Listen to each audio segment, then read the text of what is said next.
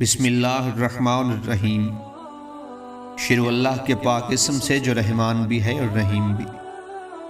امام علی علیہ السلام کے پاس ایک شخص آیا اور کہنے لگا، یا علی، وہ کون سا گناہ ہے جو زنا سے بھی زیادہ بدترین ہے، زنا سے بھی زیادہ بڑا گناہ ہے؟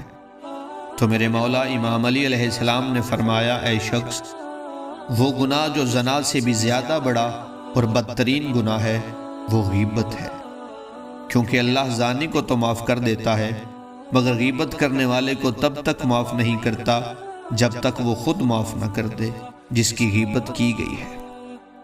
حضرت محمد صلی اللہ علیہ وآلہ وسلم نے فرمایا، زمین پر اختلافات کی بنیاد ایک دوسرے کی غیبت کرنا ہے۔ جو انسان کسی بندے کی غیبت نہیں کرتا، کسی کی عیب کسی دوسرے کے سامنے بیان نہیں کرتا، تو اللہ اس انسان کے تمام گناہ معاف کر دیتا ہے اور قیامت کے دن فرشتوں کو حکم دے گا کہ اس انسان کی عیب چھپا لو اور اسے جنت میں داخل کر دو۔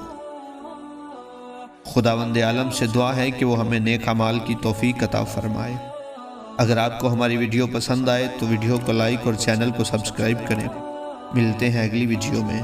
اللہ حافظ۔